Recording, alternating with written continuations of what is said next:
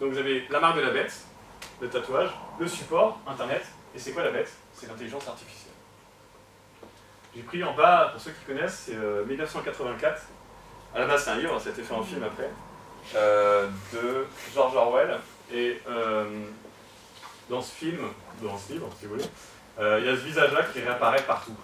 Et un espèce de tyran, et c'est presque spirituel, comme il dit, le gars est partout. Vous faites votre gym chez vous, vous êtes, il vous accompagne partout. Et donc on peut imaginer une intelligence artificielle qui sera sur votre écran d'ordinateur quand vous rentrez à la maison. Allume-moi Internet, fais-moi telle recherche, allume-moi la télévision, ce qu'on appelle un peu la domotique aussi. Allume-moi la télévision, fais-moi couler un bain, enfin Et puis même maintenant, on voit sur les téléphones, on peut faire glisser et jeter une image qui soit... Enfin, on peut imaginer que cette intelligence artificielle sera sur votre portable, dans votre voiture, sur votre télévision, sur votre ordinateur, elle sera partout, elle vous accompagnera partout. C'est exactement ce qu'avait prédit 1984, avec le visage du type qui vous accompagne partout. Et là, on va parler de tous ces gens qui ont un peu des dons de divination, qui ont parlé de ce qui allait arriver. Rudolf Steiner, il était rédacteur d'une revue qui s'appelle Lucifer Gnosis. Donc Gnose, c'est par rapport à la franc-maçonnerie. Lucifer, je ne fais pas de déballage. Il nous dit en 1903, de la Terre, une nuée horrible va s'élever, leur nature, en fait il parle des ordinateurs, leur nature les situera entre le règne minéral et végétal. Ce seront des êtres ressemblant à des automates, possédant une intelligence d'une grande puissance. Par la suite de ce développement, la Terre se recouvrira comme d'un énorme réseau de toiles d'araignée. 1903. Ce seront des sortes de toiles d'araignée horribles enchevêtrées les unes dans les autres, et leurs mouvements imiteront tout ce que les hommes ont pensé. C'est pas très rassurant, quoi. Il parle vraiment des ordinateurs et d'Internet un siècle avant. Et alors là, on va taper dans le mille, désolé, ça commence à attaquer.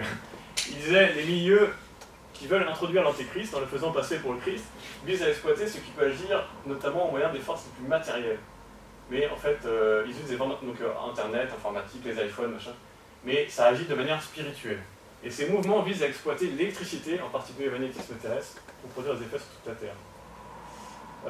Voilà. Bon, en gros, il dit que en fait, ce qu'il essaie d'expliquer, c'est que le satanisme au sens large, c'est pas que de faire de la sorcellerie ou des choses comme ça. C'est que même un téléphone, même un écran d'ordinateur, ça peut être quelque chose d'un peu occulte. C'est une notion qui nous échappe, comme il le dit lui-même. C'est une notion qui peut nous échapper, mais quelque chose de surnaturel. Même tout à l'heure, Larry Gossard nous l'a dit.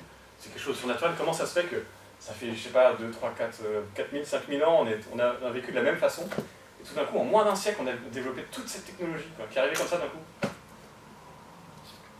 Google, là ça va être clair et net, pour ceux qui sont encore sceptiques. L'intention des fondateurs de Google.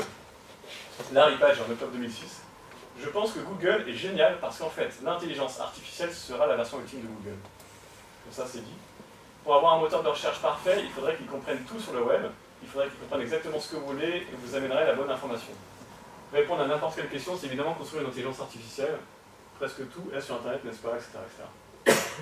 Voilà. Et Google, ils ont un projet secret qui s'appelle le Google X Lab, qui est en fait une espèce de laboratoire informatique pour développer l'intelligence artificielle. Et ils ont racheté récemment DeepMind pour 500 millions de dollars, qui développait également l'intelligence artificielle.